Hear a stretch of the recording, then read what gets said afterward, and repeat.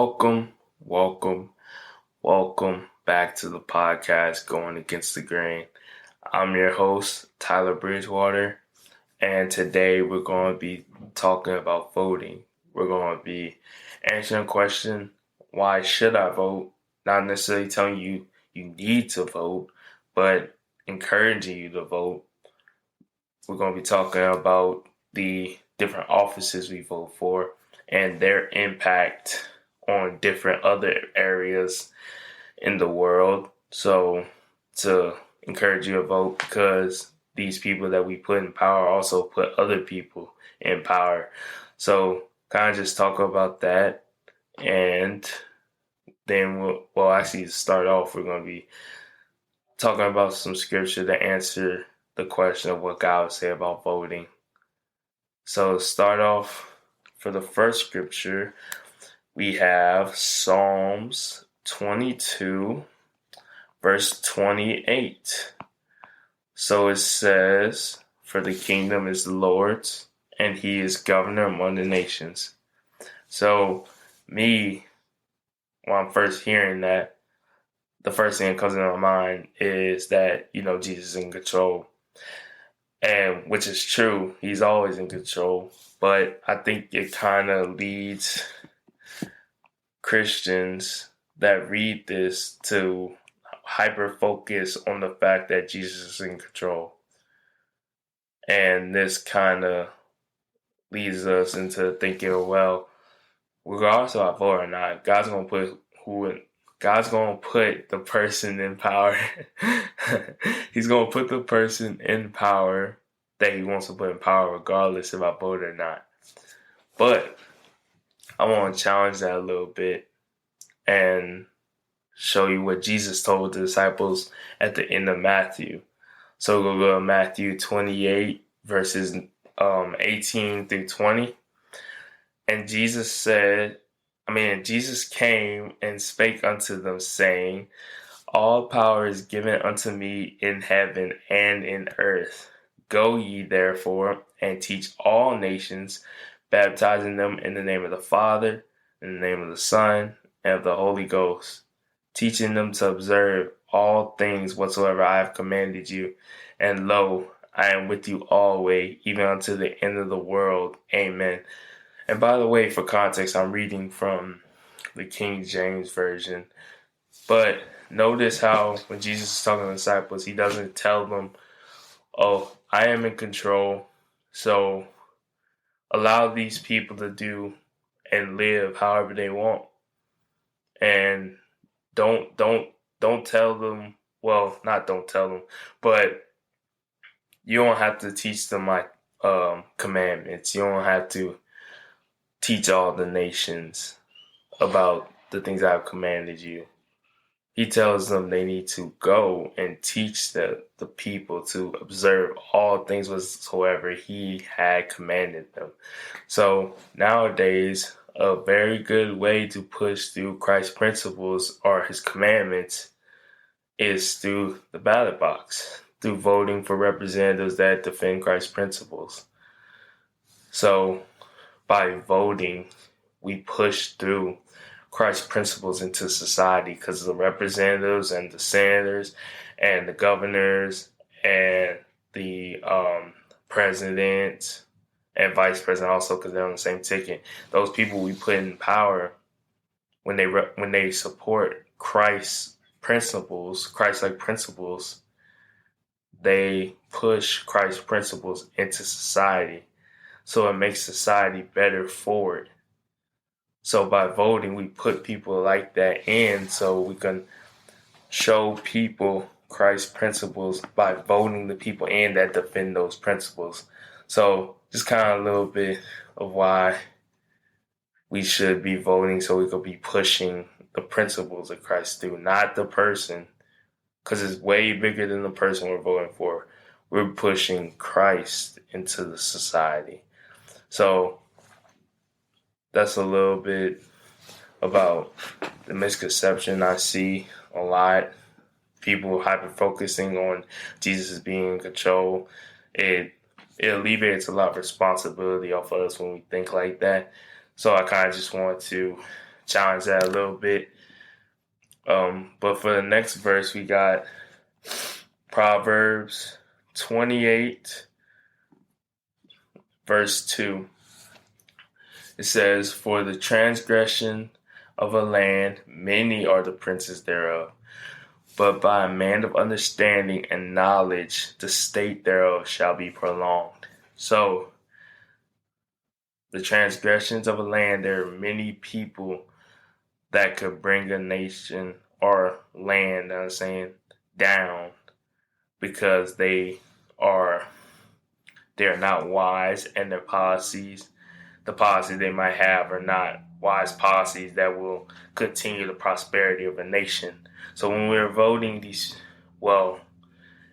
so not when we're voting, but when we're looking at voting, we need to focus on putting the people in power that are knowledgeable and have knowledgeable policies, because these people that have knowledgeable policies and they have understanding, they are going to put in the policies that will prolong this nation and not destroy this nation.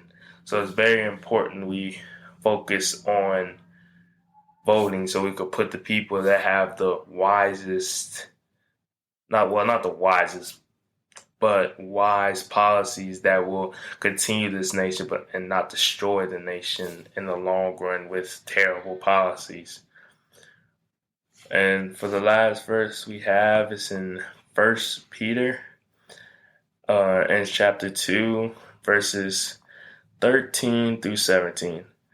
So it says, "Submit yourselves to every ordinance of man for the Lord's sake, whether it be to the king as supreme, or unto governors as unto them that are sent by him for the punishment of evildoers, and for the praise of them that do well.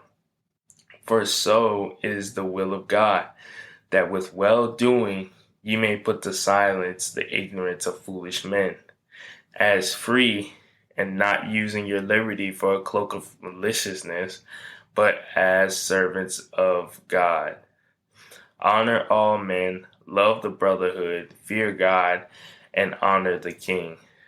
So Peter is talking to the early Christians right now, who at this time, they're under Roman leadership. And Romans that were in power were known for being very cruel and very unjust, and specifically to Christians.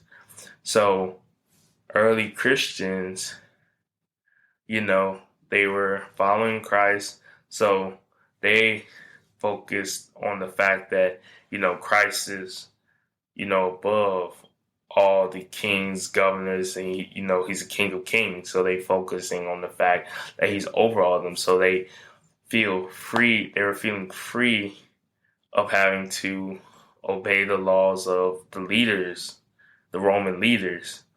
So Peter rejects that, and he's saying, "Submit yourself to every ordinance of man for the Lord's sake." So we're not following the laws for the people who are putting the laws in place. We're following it for the Lord's sake, so that we will be praised for doing well by following these laws, because Christ is good, and us as representatives of Christ, we also ought to be good. And being good citizens of the United States is fulfilling the civic duties in the United States, and one of those civic duties is voting. So by doing that, we are practicing Christ's goodness and showing Christ in society by practicing voting. So by doing this, we are showing the goodness of Christ, but we are also pushing through Christ's principles into the world that sorely needs it, especially now with all the wickedness and the different terrible policies that are going on in this world.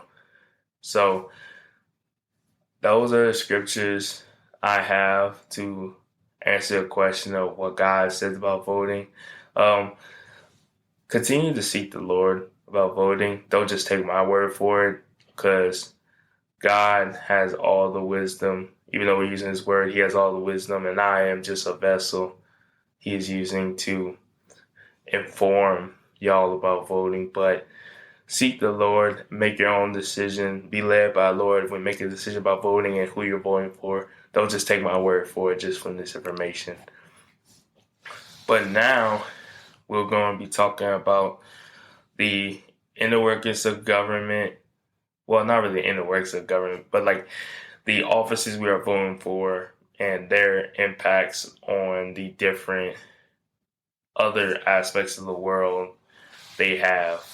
So to start off, we're going to go with the big man up top. We're going to start off with the president. So the president, to be president, actually, you have to run in the prime. Well, you don't have to run. If you're independent, you could just be independent, not have a party, you go run for president, but you have to meet certain ballot requirements to be on the ballot in different to be on the ballot in all states pretty much. And it's easier to do that when you're the face of either party, Democrat or Republican, or a third party. It's a little easier than to do as an independent. So it's very rare you see an independent going for president and actually competing. But to be president, more often than not, you have to run through a party primary, so Republican or Democratic primary, where you run against other Republican members and other Democratic members to win the sole nomination of your party to run in the general election for president. So the Republican primaries and the Democratic primaries are focused on, because we have a two-party system in the U.S. So what does that mean? That means that our politics are dominated solely by two political parties, so Republican and Democrat. So, and this is caused by the winner takes all system. So when a Republican or Democrat wins the presidency, then usually a lot of the seats in the House of Representatives and the Senate are won by the winner of that election in the midterms. So this really hampers third party candidates in a lot of other seats, not just the presidency. So it's hard for them to gain traction as a party when you have those two parties solely dominating it. But anyways, for the primaries, they battle it out to get, enough votes and enough delegates when they get to the national convention to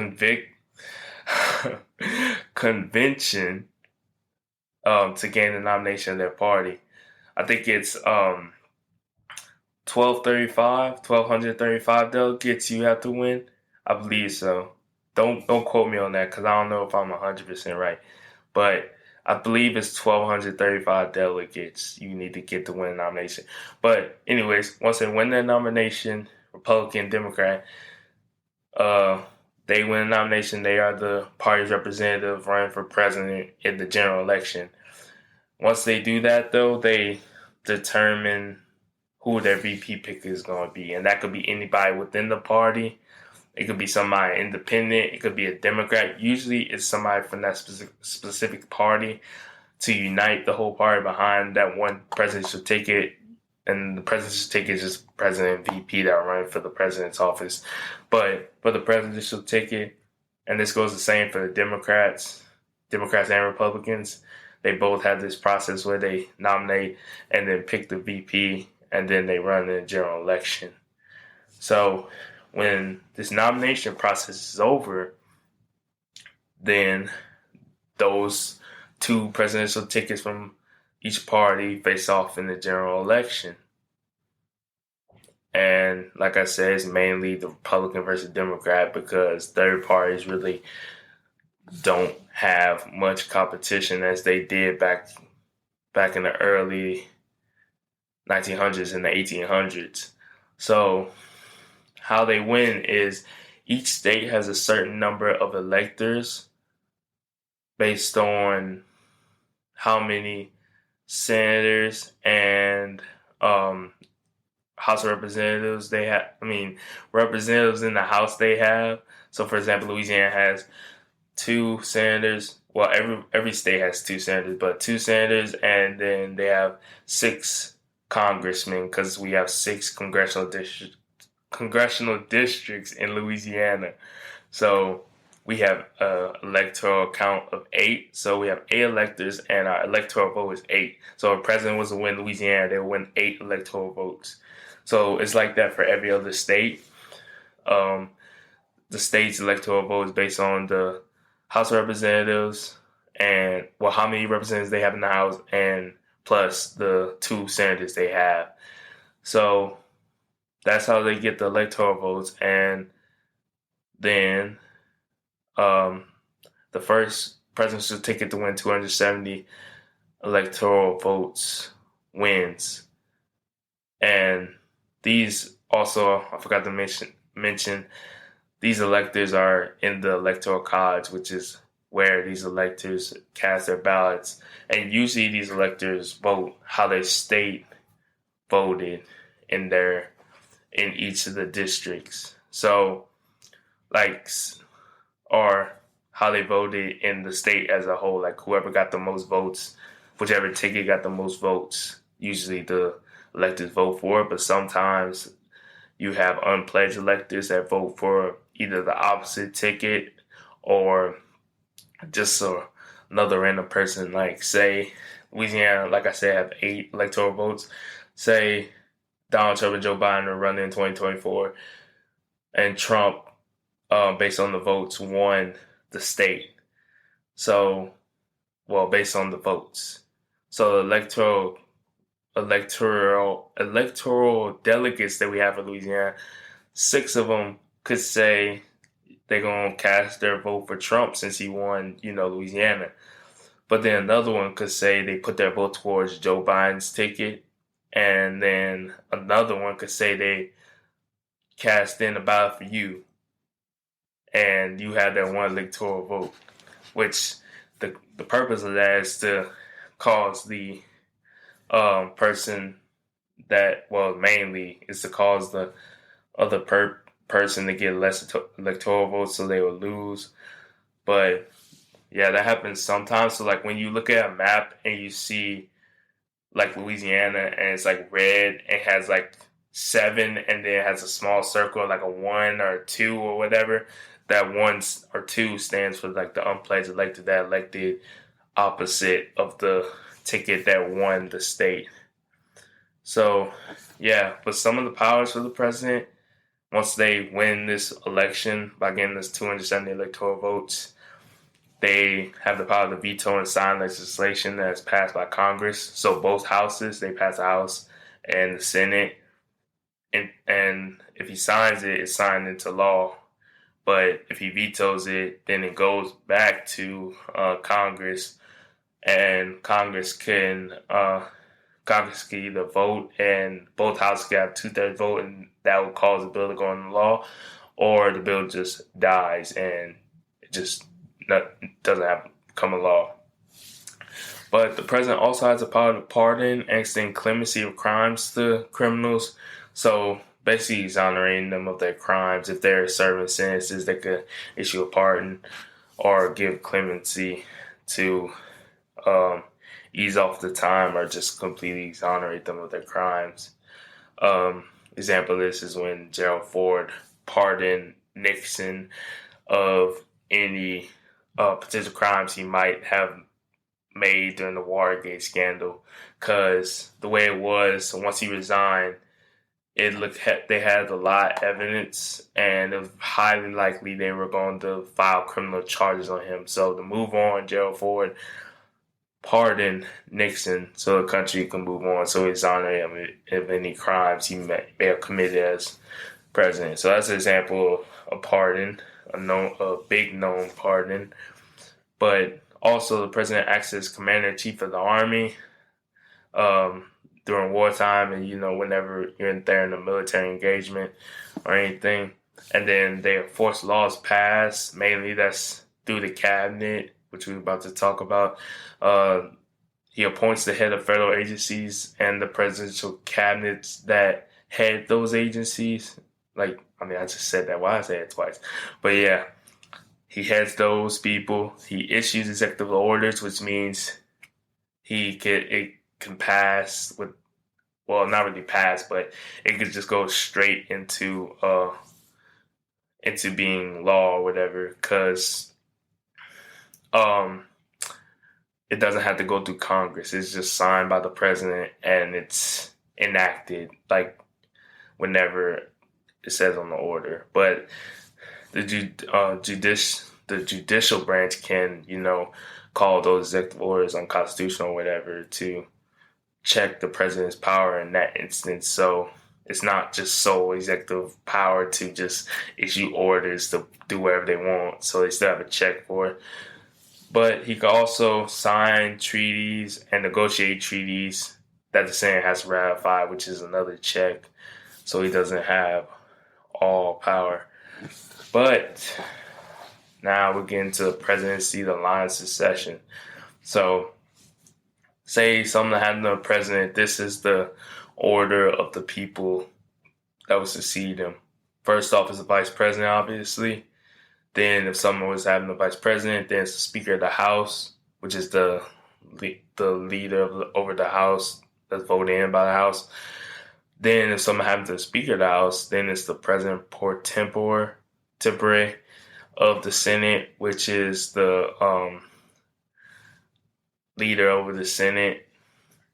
And then if someone happened to the President pro tempore, I don't know why I struggle with saying that, but if someone happened to that person, then it's the Secretary of State, which is a part of the presidential cabinet, the first, the highest position in the cabinet. It starts off with Secretary of State. So then if something happens to the Secretary of State, then it goes to the Secretary of the Treasury. And then something happens to the Secretary of Treasury, then it goes to Secretary of Defense. And then if something happens to the Secretary of Defense, then it goes to the Attorney General. And then if something happens to the Attorney General, then it goes to the Secretary of the Interior. And then if something happens to the Secretary of Interior, it goes to the Secretary of Agriculture. And then if something happens to the Secretary of Agriculture, then it goes to Secretary of Commerce. And then if something happens to Secretary of Commerce, then it goes to Secretary of Labor. And then if something happens to Secretary of Labor, then it goes to the Secretary of Health and Human Services. And then if something happens to the Secretary of Health and Human Services, then it goes to Secretary of Housing and Urban Development. Then something, and then something happens to the Secretary of Housing and Urban Development, then it goes to Secretary of Transportation. And then if it goes to if something happens to the Secretary of Transportation, then it goes to the Secretary of Energy.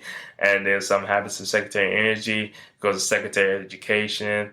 And then after that, if someone has Secretary of Education, goes to Secretary of Veterans Affairs. And then after that, if someone has the Secretary of Veterans Affairs, then it goes to Secretary of Homeland Security. Oh, that's long. But that's the presidential line of succession. Something would happen to the president. So it goes from Vice President, Speaker of the House, to President pro tempore. And then it goes through the members of the cabinet in order of rank. So now we have the presidential line of succession out of the way. So now when we vote for a president and vice president, they're over the president, not both of them. The president is over putting these people in these positions, in these cabinet positions. So say you vote in Donald Trump. He's the one that puts in the Secretary of State, Secretary of Treasury, Secretary of Defense, and Attorney General, and all the other cabinet positions. So by voting him in, you're voting also for the people that he's putting in these positions. So you want somebody that has Christian principles. Well, as a Christian, you want somebody that has Christian principles and supports Christian principles at least. So he's putting like-minded individuals in these positions to even further Christ's principles and push them through in these different positions that we're about to get into in a second. But now we're on to vice president. Kind of a little short because vice president is more like a little figurehead than real power. But anyways, the vice president obviously second in command of the president, and they preside over the Senate. They're the president of the Senate, so they just over the Senate whenever they're in session or they're voting or anything. They're over the Senate, and whenever they're not presiding over the Senate, then the president pro tempore presides over the Senate. They can't vote though in the Senate unless it's to break a tie. So like if all the senators are tied when they're voting on something, then the vice president votes to break the tie. And they also can formally address the Senate, but they need permission from the Senate to do that. They mainly serve as a principal advisor to the president. Like I said, they're a cabinet member, and they also could be a representative for the president. And then the event of a president can't serve, they are acting president. So, like if a president is going having surgery or something, then they are the acting president while he's can't serve his position. So that's the vice president. So now we're going to break down presidential cabinet. So the presidential cabinet includes the vice president and 15 department heads, and all these departments are responsible for enforcing the laws of the land, because the president can't enforce all these laws by himself, so he has these different departments to enforce the laws. And the presidential cabinet is depending on the president. So they have these 15 set ones, but they also might have extra people like an ambassador, or he might add his chief of staff, which is responsible for like day-to-day things for the president. Like he might add them in the cabinet, and they might be present in the cabinet, but they're not a set cabinet position. It's just depending on the president. But to start off, the highest ranking member, the Secretary of State. And the Secretary of State is head of the State Department, which deals with foreign affairs and international relations. So they deal with other countries, and the Secretary of State is a representative of the president for other countries. And this includes being like embassies and consulates and all that stuff. They deal with all the foreign stuff, and they're the highest ranking member in the cabinet. So after that, we have the Secretary of Treasury. And the Secretary of Treasury heads the Department of the Treasury, and that deals with the federal government's revenue, taxation, and accounting. So it deals with the money of the country. And one of the institutions that are under the Secretary of Treasury is the IRS. So when you're in trouble with taxes, the IRS come knocking, then that's a part of the Department of Treasury. So the next one is Secretary of Defense. Secretary of Defense heads the Department of Defense, which is the largest department of all departments, and it deals with national security and the armed forces, which is the Army, Navy, Marine Corps, Air Force, Coast Guard, and the Space Force. So they deal with everything to do with national security and the armed forces, so military people and stuff. So they deal with all that stuff, and it's the biggest department of all these departments.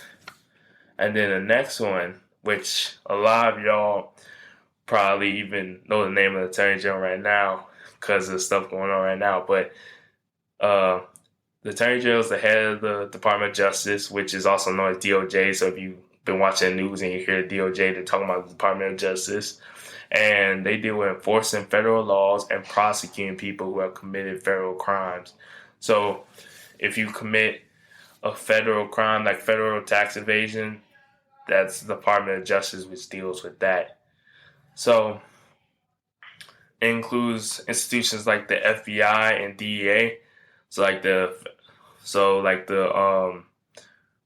police, the FBI, you see them on FBI shows, and like Criminal Minds, you see them knocking down doors and all that. They're under the Department of Justice. So, yeah, they deal with all the they're more of the justice part. They are the Department of Justice. So they're over all that. So like U.S. district attorneys, all that stuff. They're over all that on the federal side. So now we have the Secretary of the Interior. And this secretary is head of the Department of the Interior, and this deals with domestic territorial affairs and federal land. So any federal land and anything to do with U.S. land, they're dealing with it. And it includes the Bureau of Indian Affairs and National Park Service. So if you go to Yellowstone or any other parks like that, you're dealing with National Park Service, which is under the Secretary of Interior. And then next we have the Secretary of Agriculture, and this secretary heads the Department of Agriculture, and it deals with food, farming, and rural economic development. And it includes the USDA, and it includes the food, it's the FSIS. So it's like they inspect food and make sure, different guidelines is being followed with the food and and stuff is not going on, not being put in the food and all that stuff. So they deal with that stuff. That's what the Secretary of Agriculture deals with in that department department. And then next we have Secretary of Commerce, heads the Department of Commerce, which deals with all things commerce. They create the conditions for economic growth. It could be with businesses, it could be with universities and stuff like that. It includes the U.S. Census Bureau and the Bureau of Economic Analysis. So the U.S. Census Bureau, so they do censuses. So to see how many people we have in the U.S. So that's a part of the Commerce Department when you hear anything about the Census Bureau. And the next secretary is the Secretary of Labor. That person heads the Department of Labor, which deals with labor practices and policies. So the things they do with jobs and the policies they have for jobs is included in the Department of Labor. And this includes the Bureau of Labor Statistics and Employee Benefit Security Administration. And the next secretary is the Secretary of Health and Human Services. And this secretary heads the Department of Health and Human Services, which deals with all public health and family services, and includes the FDA and the CDC. So the people that had the social distancing and masking mandates, the CDC, they're a part of the Secretary of Health and Human Services. So when you hear CDC, now you know the Secretary of Health and Human Services is over that department. So next we have the Secretary of Housing and Urban Development, and this secretary heads the Department of Housing and Urban Development, which deals with anything to do with housing. So any discrimination to do with housing, the pricing and mortgaging policies and all that stuff the secretary deals with. And the different agencies it includes is the Office of Fair Housing and Equal Opportunity, which, I say helps with discrimination, and then the Federal Housing Administration. And the next secretary is the Secretary of Transportation, which is the head of the Department of Transportation, which deals with all federal transportation, whether it be railroads, airplanes, cars, interstates. Not cars, interstates. That's the main thing, interstates. It deals with that stuff, make sure that's all good and working right for the nation. And it includes the Federal Highway Administration and the Federal Railroad Administration, for example. And then the next secretary we have is the Secretary of Energy. And this head of the Department of Energy deals with all things to do with energy. So nuclear energy, phosphate, all that stuff, they deal with that. And it includes the Office of Nuclear Energy and the Office of Electricity. So deals with all electricity stuff we need for, you know, to live.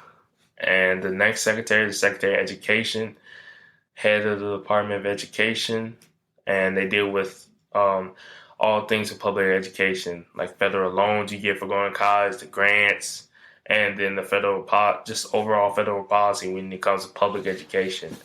And this includes the federal student aid and the Office of Civil Rights. And the next secretary is the Secretary of Veteran Affairs, which is the head of the Department of Veteran Affairs, which deals with all things to do with veterans. So anything, veterans benefits and different things to do with veterans, they all deal with that stuff. So it includes the Veterans Benefits Administration and the National Cemetery Administration. And the last secretary position in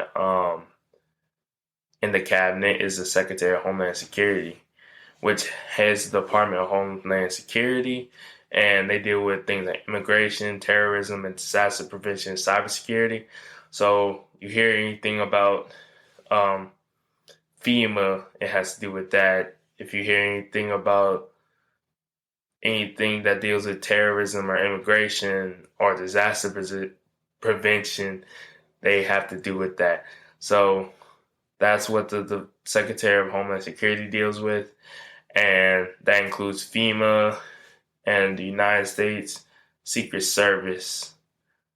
I don't want to just seem like a know-it-all after reading all that, talking about all those 15 department heads. I had to research some of these departments myself because I knew some of them, but I didn't really know the agencies that are under these different department heads and the different things they did. So I had to do a little research myself. So I was learning a little bit with y'all with doing this. But that's the president. That's the president, the presidential cabinet. Didn't have as much time as I thought it would. Took a lot of time to get through all that.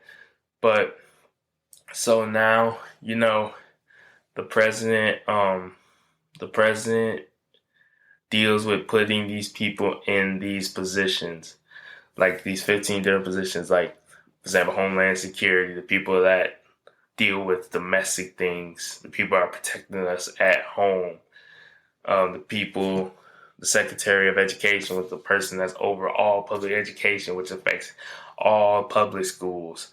You have the person for Secretary of Transportation, the person that deals with the interstates and railroads and stuff we use to travel, airplanes and all that stuff. And then you have the Secretary of Human Health and Services. Like, you have all these different people that affect our lives that by electing the president, we pick these people by electing the president. So say it's Donald Trump, Joe Biden, you vote for Joe Biden. You're voting for Joe Biden. He's putting people in these positions that have a big impact on the way we live our lives.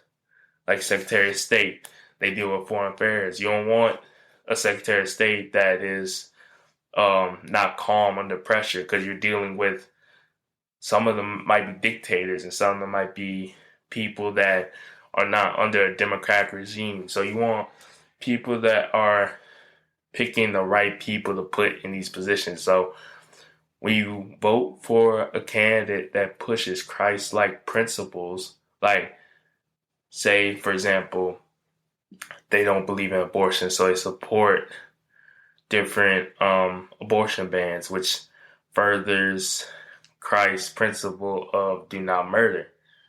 So it's protecting life. So that goes into effect when he's selecting the person that is Secretary of Health and Human Services, because they're not going to be providing these different people with the opportunities federally to get abortions and stuff, which protects more and more lives than it kills. So that's just one example of how that affects how who we choose as president affects these different secretary positions. But it really does, like, when you hear something like this and you think about it, it's really important who we elected in the president, because he's putting people in these different areas that really affect our lives in this world. So hopefully you hear this and consider voting in the next election, because it's very important. Because the way the way it is right now is even though God's in control, it's not ideal for the people that are in these positions right now. It looks very bad right now. So we have a chance to vote in either, if you agree with what this president is doing right now, you can vote him in again, or you can vote in the a Republican instead. This time it's now we have a redo. We could go back and vote in somebody else now. Well, not go back, but we could vote in somebody else now that we had a trial with Joe Biden. Now we could vote in somebody else, or you could vote him back in again, and you could keep the same people in these positions, or you could vote somebody else in and change the people in these positions to hopefully put in people that are more supportive of Christ's principles than the current people that are in these positions. We didn't get to the different other people you vote for and their impact, which is, U.S. Congress and state governments, governor, and those positions, and state Congress, which is, the House and the Senate. We didn't go a deep dive into that. So I'm going to try to do like a part 2 to this so we can get into that stuff. So this is going to be why I should vote part 1. But this covers basically all the presidential and the heads of departments he puts in, what they do, so that the impact of who you put in president is really big. And then the next part 2, we're going to be talking about the representatives and what they do and how they impact our way of life. So you can even make more informed voting decisions when you're voting for representatives in these in your different districts, counties, or whatever, to represent you, and are pushing Christ-like principles so that we can make a better world for us, for our children, and for our children's children, because that's really important. But yeah, thank you for listening. I hope you learned something new today, and I hope you enjoyed listening. And I'll see y'all on the next episode.